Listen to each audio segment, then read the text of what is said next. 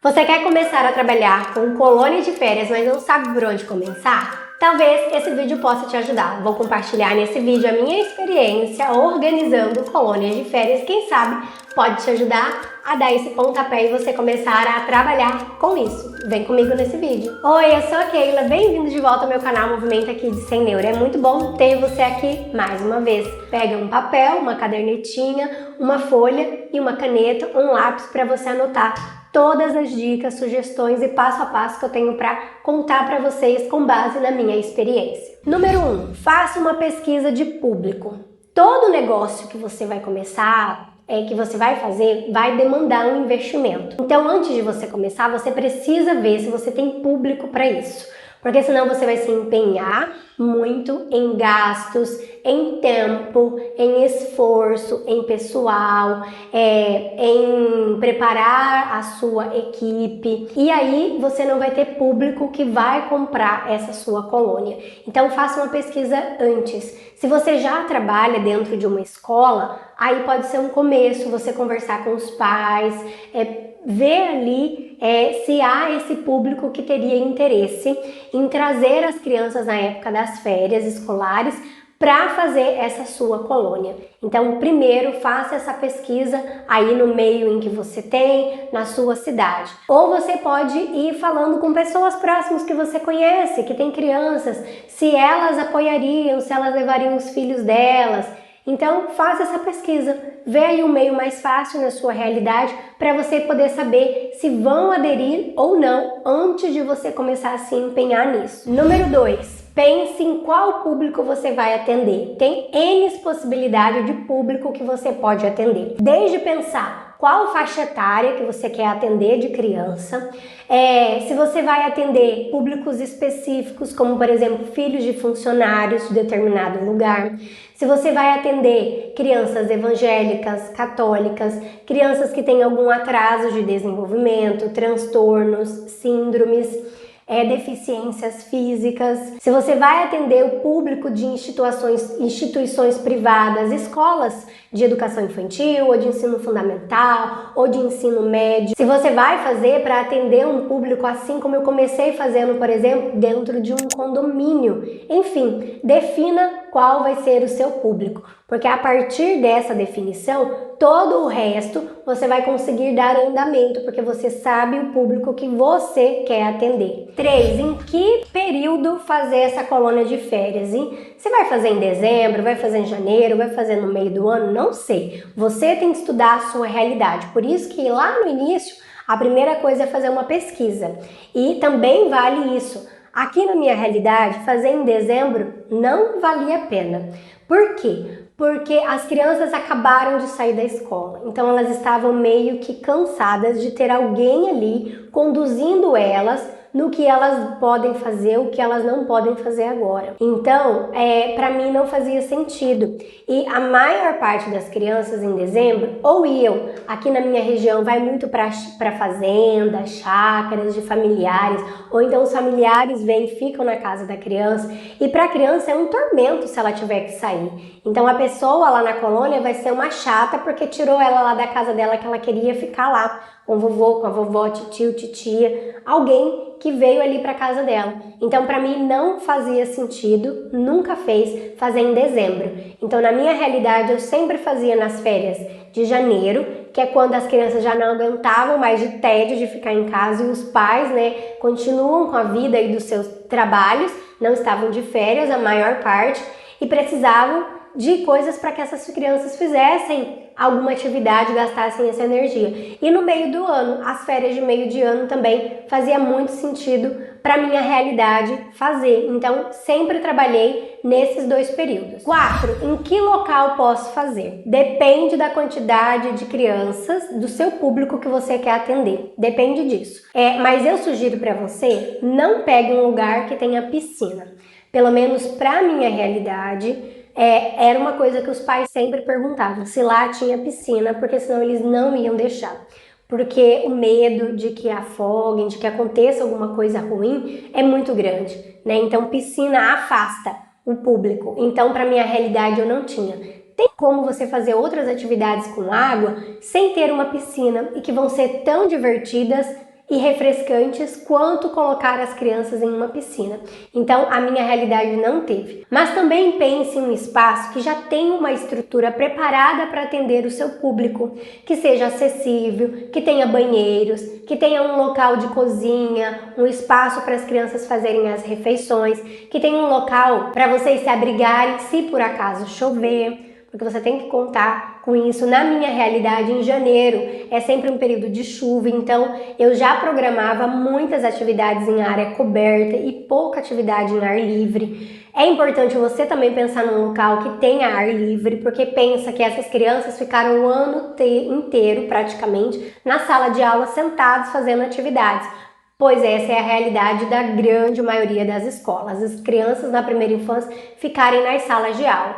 Então, se você proporcionar atividades ao ar livre, vai chamar muita atenção e as crianças vão gostar bastante e vão se envolver, porque o seu público também tem que gostar da sua programação, para não vir só essa vez, mas para querer vir sempre e vir durante toda a colônia e na próxima, e na próxima, e na próxima. É a criança que vai trazer o seu pai para matricular ela na próxima vez que tiver essa colônia. Então pensa em espaços assim, espaço também que seja seguro, que seja fácil de você lidar, que não tenha tantas saídas, para que não tenham muitos espaços, digamos assim, para que as crianças fujam, que sejam locais seguros, parquinhos que tiverem que sejam bons, se for de madeira, ver se não tem nada quebrado, algum prego, alguma pontinha de madeira ali. Tem que pensar nisso tudo, as salas bem arejadas, frescas, em momentos de calor, que tenha um ar-condicionado ou um ventilador, ou que seja bem ventiladas. Então você tem que pensar em tudo isso também, e que sejam bem seguros, num local de fácil acesso, também pensa em tudo isso. É muita coisa pra gente pensar, mas que vai fazer a diferença no final. Número 5, deve ter um tema a minha colônia de férias? Depende, você que vai decidir isso. Para minha realidade, ter o tema sempre foi muito bom, porque isso me dava apoio e sustentação para o programar das minhas atividades. Então, a partir do tema, eu tinha uma possibilidade para organizar as atividades que as crianças iriam fazer. O meu tema sempre foi o mesmo, brincando e aprendendo. É a slogan da minha colônia de férias. Eu coloquei esse nome, escolhi esse nome porque era um nome abrangente, porque em todas as colônias eu poderia pegar qualquer coisa que eu quisesse fazer que iria funcionar, porque brincando e aprendendo. Então era por meio da brincadeira que as crianças iriam aprender. Mesmo que não é um cunho escolar, sempre as minhas atividades tinham um cunho pedagógico, um cunho para desenvolver a parte cognitiva, emocional e motora da criança. Sempre foi isso. Então você pode pensar um tema que te dá essa possibilidade. 6. Quais atividades planejar? Depende do público que você escolheu. Vou compartilhar a minha realidade e você vai ver aí como que vai ser para você. Como que eu fazia? Como eu dividi em 3 grupinhos, então eu fiz um cronograma e a gente fazia um rodízio dos espaços. Nesse espaço, vou contar da escola em que eu fiquei.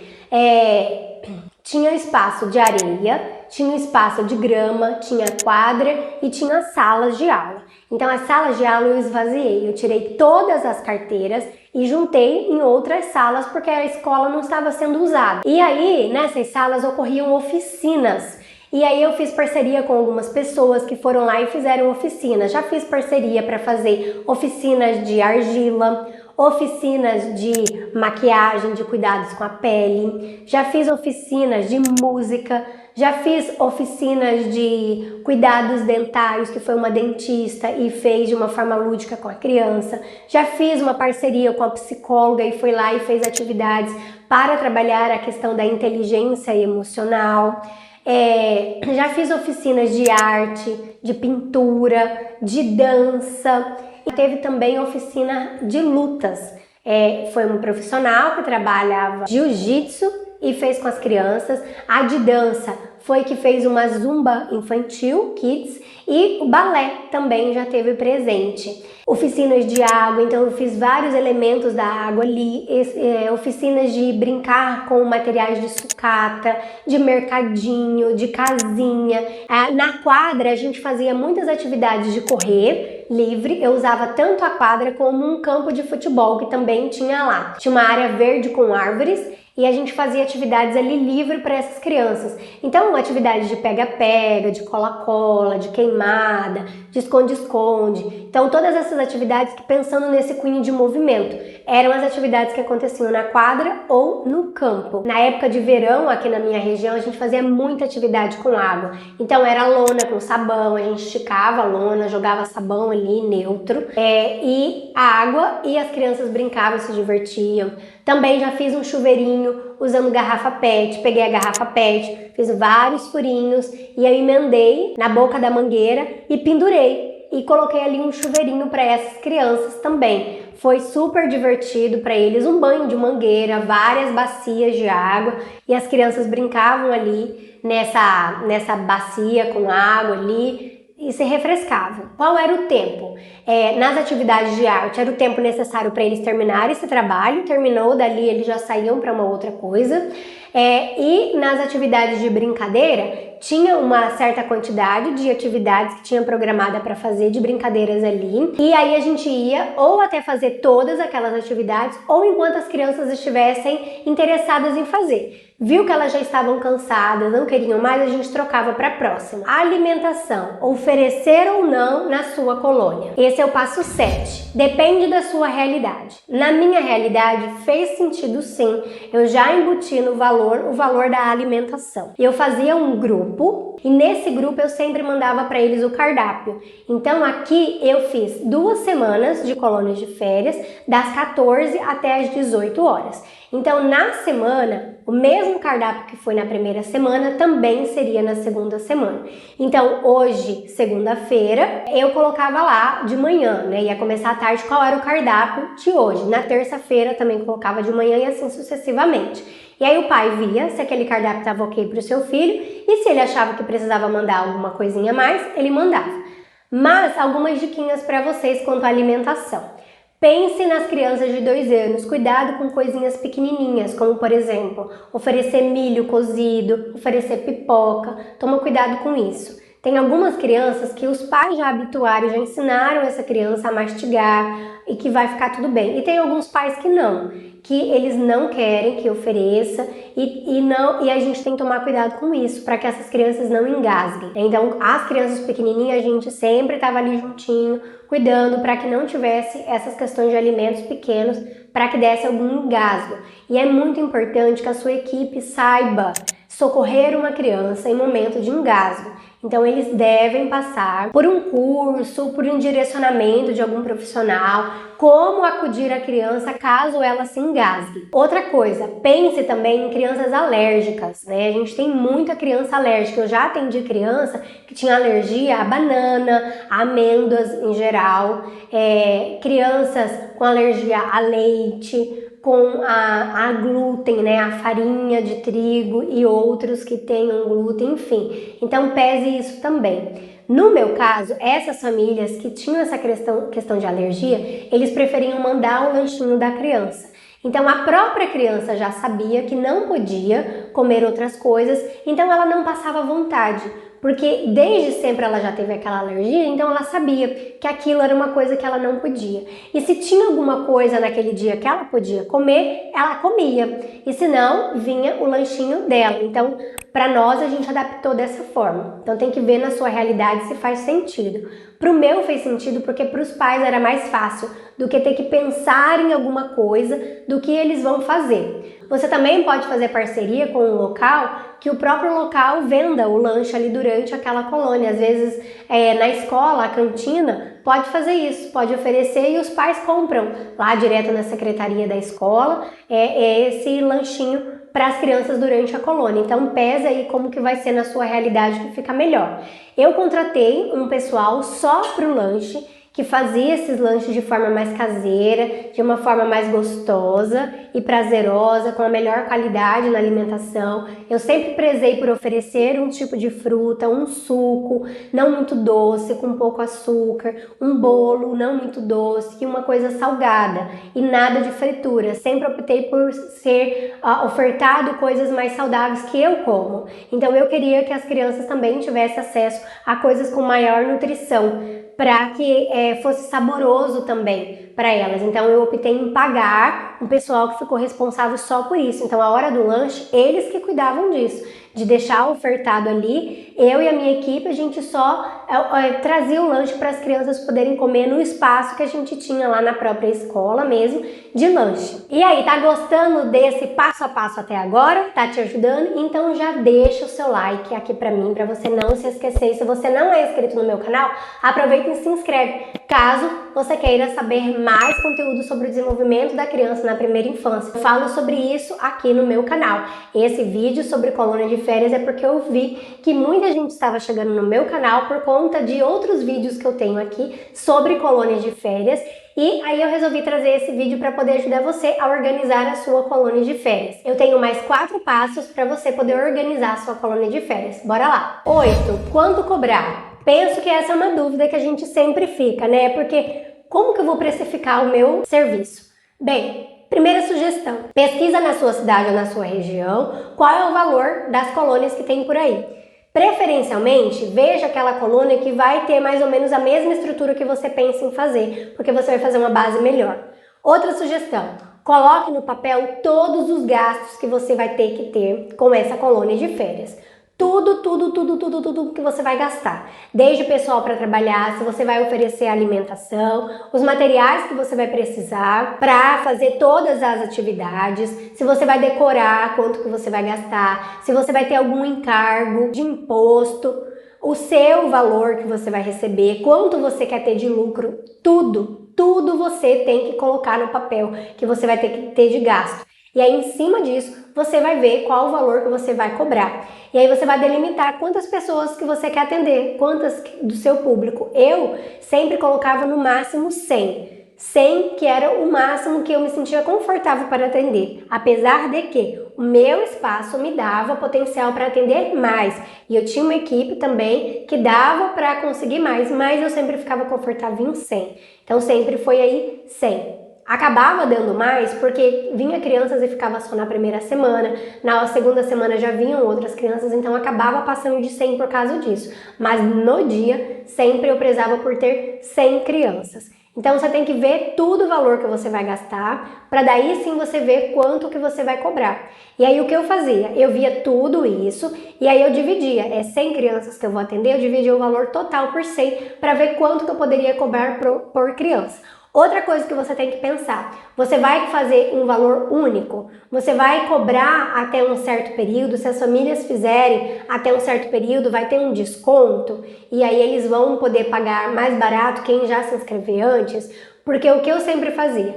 O próprio capital da inscrição era esse dinheiro que eu usava para pagar tudo. Eu nunca precisei tirar um dinheiro do bolso. Então, se você não tem dinheiro do seu bolso para investir inicialmente, você pode fazer isso também. Então, eu colocava, por exemplo, a colônia vai ser em janeiro. Então, eu colocava que se em dezembro fizessem as inscrições, iam ganhar tanto de desconto. E assim, esse dinheiro que ia entrando, eu já ia pagando as coisas que eu precisava pagar. Então, por exemplo, o pessoal da alimentação, eu pagava uma parte, a metade antes, e depois eu pagava o restante. Alguns materiais que eu já precisava, alguma coisa para decoração, enfim, eu vi o emergencial com aquele dinheiro. Então sempre o valor da inscrição é que eu usava para fazer esses pagamentos das coisas que eu precisava para a própria colônia, para a própria estrutura. Aí depois os valores iam sendo diferentes e passasse aquele período e voltava a ser o valor cheio. Você também tem que pensar se você vai cobrar valor diferente por família. Então uma família que tem 2 filhos, 3, 4, 5, eu já tive a realidade de ter uma família com 5 filhos, você vai cobrar valor diferente porque são irmãos? Ou não? Vai ser tudo o mesmo valor? Você tem que pensar isso. Eu fiz valor diferente quando tinha mais do que 2 filhos, por exemplo. Era um valor à parte.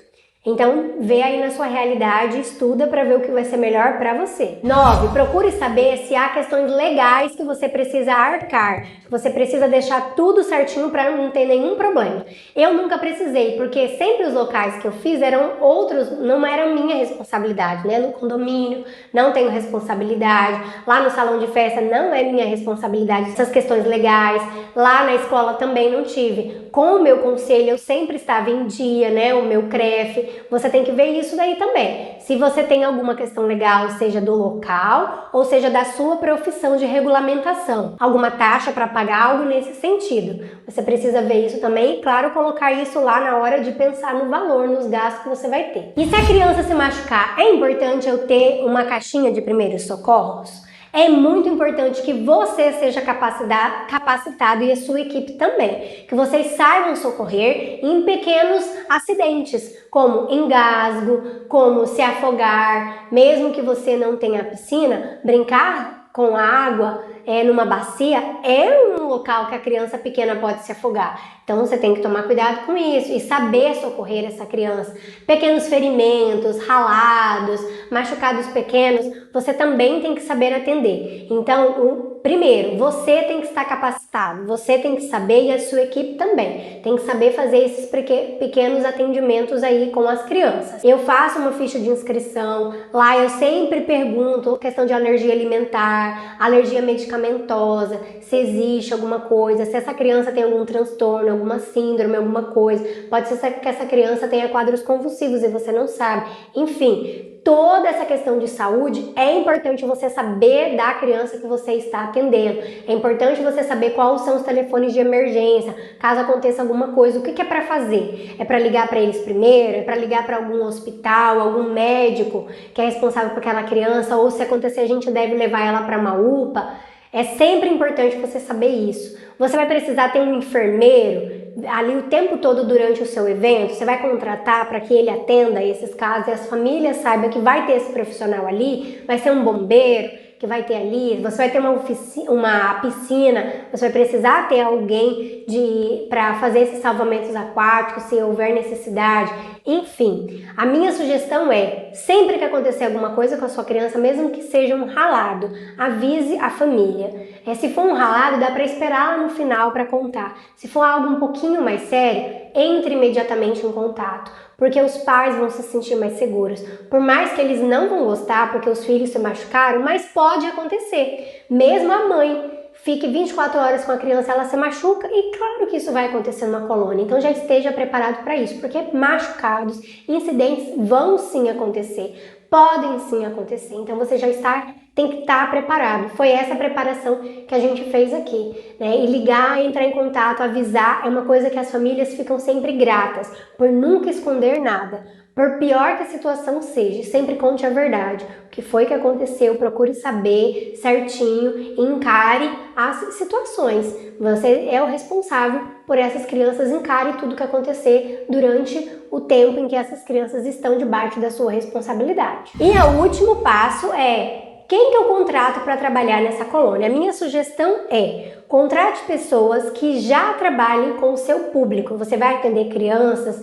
digamos, da primeira infância, que já tenham essa habitual de trabalhar com crianças dessa faixa etária e que gostem de trabalhar com esse público, porque senão vai ser muito difícil para a gestão, para a organização sua, né? Eu sempre sugiro que você, o organizador, não fique responsável pelas atividades, mas que você fique mais trabalhando como um gerenciador ali, um coordenador. É mais fácil, né? Quando eu entendi isso, facilitou muito, porque eu, além de fazer algumas atividades, ainda ficava cuidando dessa parte.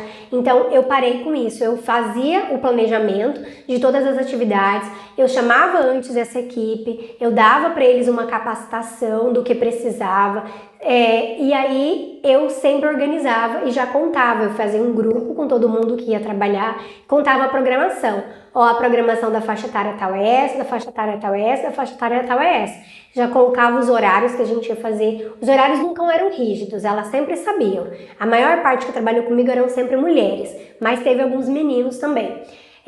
Com as crianças maiores. Com as crianças menores, eu sempre optei por meninas. Por quê? Porque os pais se sentem mais seguros quanto à questão íntima, né? Às vezes a gente precisava levar no banheiro, precisava ajudar a limpar depois de um xixi, de um cocô, dar um banho, né? Então eu procurava sempre trabalhar com as meninas. Os homens que trabalhavam comigo, eu sempre falava para eles: nunca acompanhe nenhuma criança, mesmo que seja do mesmo sexo que o seu. Não vá levar.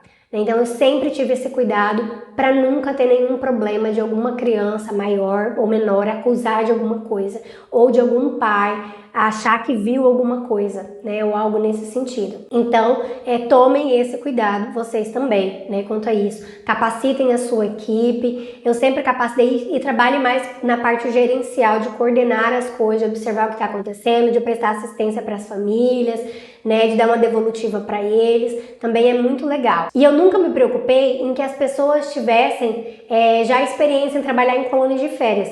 Eu sempre optei por elas já terem experiência em trabalhar com crianças e gostarem de trabalhar com a criança, né? Procurei sempre já pessoas formadas ou que estavam fazendo, pedagogos, auxiliares de sala, profissionais de educação física, estudantes. Eu sempre optei em pegar a galera que já tinham uma formação ou que estavam estudando, mas você precisa ver a sua realidade. Eu sei que eu disse que eram 11 passos, mas me lembrei de algumas coisas aqui que também me ajudaram, que vai ser interessante para você. Registre todos os momentos. Eu tirava fotos, então, como eu disse, eu tinha o grupo com os pais, né? Eles faziam as inscrições e eu já automaticamente colocava lá no grupo. E aí o grupo servia para colocar todas as fotos, porque os pais gostavam muito, porque eles sentiam que eles acompanhavam um pouquinho do que aconteceu, eles se sentiam fazendo parte ali daquele momento com os filhos. E cuide na hora que você vai tirar foto. Vai tirar foto, preste atenção para não ter nenhuma posição de uma criança agachando, de um profissional, um recreador ou um monitor agachando e você pegar a parte do bumbum dele. Não pegue nenhuma criança que está chorando, porque o pai não sabe o que aconteceu ali naquele momento. Foi uma questão que brigou com um amiguinho, que não gostou quando ouviu um não, e a gente sabe o que aconteceu, mas o pai, quando olha, já vai ser ruim para ele. Então preste bem atenção em todas as fotos. E eu fazia esse apurado. As meninas tinham liberdade, elas mandavam no nosso grupo, todos os profissionais que trabalhavam comigo mandavam no grupo e eu que decidia quais fotos que iam. Depois, algumas meninas que eu via que já tinham pegado o jeitinho, eu colocava elas no grupo para me auxiliar, porque senão ficava pesado demais, porque era muita responsabilidade que eu tinha. Eu colocava elas no grupo dos pais e elas já podiam mandar a foto, porque elas já sabiam fazer essa apuração. Então essas que ficaram com o olhar mais apurado, eu dava esse aval para elas, então elas soltavam a foto ali. Então a gente soltava sempre no final, terminou toda a recreação, a colônia, e aí a gente soltava no final as fotos para os pais achavam o máximo, né? Se você vai por foto, procure pegar todas as crianças, porque se o pai olhar e não ver aquela criança dele, ele não vai gostar. Então procure pegar todas as crianças fazendo tudo. Se você vai tirar foto que a criança fez, por exemplo, o garfinho do Toy Story, você vai tirar de todas segurando, então cada uma tirando, segurando o que fez na mão, então vai tirar de todas as que estão ali para que os pais vejam. Ou então você tira uma foto só com todas as crianças juntas, né? Então tem que pensar nessas coisas também. Uma outra sugestão também que eu tenho para vocês criem um grupo. O grupo é muito legal porque é mais fácil para você ir dando os recados, para você passar a mesma coisa para todo mundo. Então, por exemplo, ajudou nas regras, né? Lá quando os pais faziam as inscrições, eu tinha ficha de inscrição e eles levavam para casa as regras da minha colônia. Então eu sempre pedia, não mande o seu filho com uma roupa de festa, não mande as meninas de saia, de vestido, mande de shortinho. Por quê? Porque elas vão sentar no chão, vão brincar. Acontecia de acabar vindo, eu pedia para não mandar brinco, não mandar pulseirinha, porque já teve criança que deixou o brinco cair, graças a Deus a gente achou. Era brinco de ouro, né? Mas eu sempre pedia, não faça. E os pais já sabiam e eles assinavam esse termo. Então eles assinavam esse termo que eu deixava comigo e eles levavam uma cópia para eles. Mas lá no grupo eu reforçava as regrinhas. Não manda de roupa nova, porque vai fazer atividade que vai sujar. E aí a gente, né, teve mãe que mandava de roupa e a gente sempre reforçava para não fazer aquilo. O calçado, a gente sempre pedia para mandar de tênis. O melhor é a criança descalço. Mas, para a tua segurança, para uma questão legal, manda de tênis. Porque tênis é o melhor calçado, protege o melhor, tá sempre envolto ali no pé da criança, vai ser a melhor opção de segurança para você. Por mais que seja difícil, quando for brincar na areia, que vai ter que tirar de todo mundo e colocar, pelo menos você tem um respaldo de segurança. Tinha muitas famílias que mandavam as crianças de chinelinho, de sandalinha, enfim, de outros calçados, mas o meu respaldo estava ali naquelas regras que eu criei. É uma outra sugestão também que vai te ajudar e que vai te livrar de alguns problemas, de muitos na verdade. Então eram essas as sugestões e passos que eu tinha para passar para vocês. Eu espero que esse vídeo tenha te ajudado. E se tem alguma dúvida ainda, alguma coisa que você acha que eu deveria ter falado e eu não falei, conta lá nos comentários, deixa sua pergunta que eu vou responder você. E se você quer saber mais sobre colônias de férias, eu tenho outros vídeos aqui no meu canal, inclusive deixo como sugestão esse vídeo para você assistir a seguir. Tchau, te aguardo lá!